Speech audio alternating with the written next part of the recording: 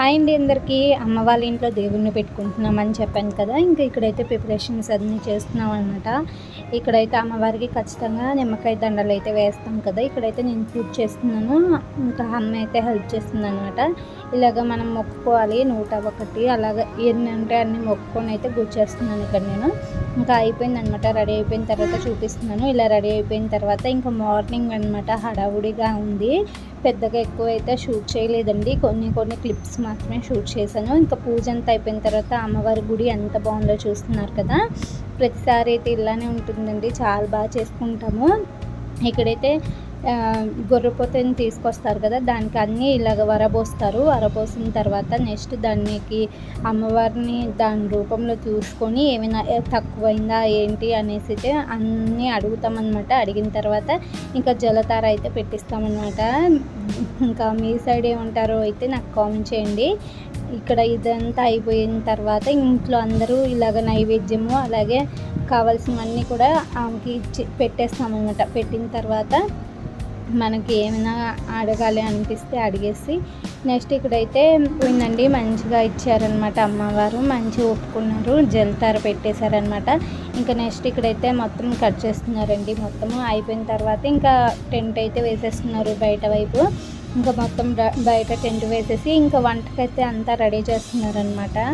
ఇక్కడ టెంట్ వేసిన తర్వాత ఇంకా ఇక్కడ కూరగాయలు అవన్నీ అయితే కట్ చేసుకుంటున్నారు. ఇంకా కాసేపు అయితే ఎండ చేస్తుంది కదా, అందుకనేసి ఫస్టే ఇలాగ అన్నీ అయితే రెడీ చేస్తున్నాం అనమాట. ఇంకా ఇక్కడైతే అన్ని కూరగాయలు అయితే కట్ చేసుకుంటున్నారనమాట.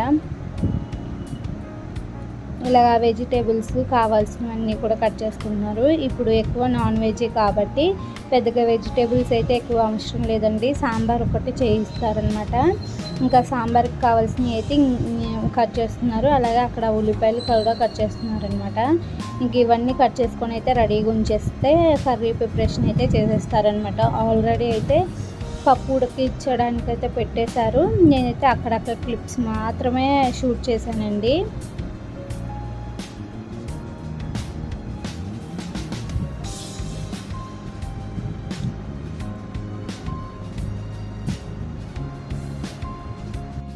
ఇంకా ఇలాగ అన్ని వాటర్లో వేసేసి నీట్గా కడిగేసుకున్న తర్వాత పీసెస్ లాగా అయితే కట్ చేసేస్తున్నారు. ఇంకా కట్ చేసుకున్న తర్వాత అయితే అంతలోపు అయితే పప్పు కూడా ఉడికిపోయిందనమాట. అక్కడ పప్పు కూడా రెడీ అయిపోతుంది, అందుకని సాంబార్కి అయితే ఫాస్ట్గా కట్ చేసేసుకుంటున్నారు. ఇటు సైడ్ అయితే ఇక్కడ ఇంకా రైస్ కూడా కడిగేస్తున్నారనమాట ఒకవైపు. ఇంకా నెక్స్ట్ ఇంకో వైపు అయితే అలాగే బోటీ కూడా క్లీనింగ్ అయితే చేస్తున్నారు. అవన్నీ అయితే నేనేం షూట్ చేయలేదండి, నార్మల్గా అయితే అక్కడక్కడ షూట్ చేశాను అనమాట. అంత టైం లేకుండే చాలా హడావుడిగా అయిపోయింది, అందుకనేసి నేను పెద్దగా ఎక్కువ షూట్ చేయలే.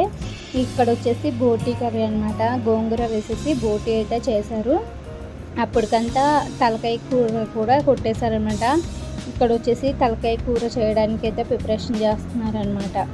ఇంకా కర్రీస్ అన్నీ అయితే రెడీ అయిపోతున్నాయి. అంతలోపు మేము ఇంట్లో అమ్మవారికి అయితే నైవేద్యం వండేసామండి. ఇక్కడ వచ్చేసి మనకి గొర్రెలో మనకి లోపల భాగాలు ఉంటాయి కదా, అవన్నీ తీసేసి అయితే కర్రీ చేస్తారు. నెక్స్ట్ ఇక్కడ రైస్ కూడా ఫస్ట్ మనం మార్నింగ్ నుంచి ఉపవాసం ఉంటాం కదా, ఇవి అమ్మవారికి ఇవి వండేసి పెట్టేసిన తర్వాత మనం తినాలన్నమాట. నెక్స్ట్ బయటకు వచ్చి రాగానే వంటలన్నీ కూడా రెడీ అయిపోయాయండి. అక్కడ వచ్చేసి వైట్ రైస్ రెడీ అయిపోయింది, ఇక్కడ తలకాయ కూర, ఇది వచ్చేసి సాంబారు, నెక్స్ట్ వచ్చేసి చికెన్ కర్రీ అండి. మేమైతే చికెన్ కూడా వండేసామన్నమాట, వండిపించాము. నెక్స్ట్ వచ్చేసి మటన్ కూర కూడా రెడీ అయిపోయింది.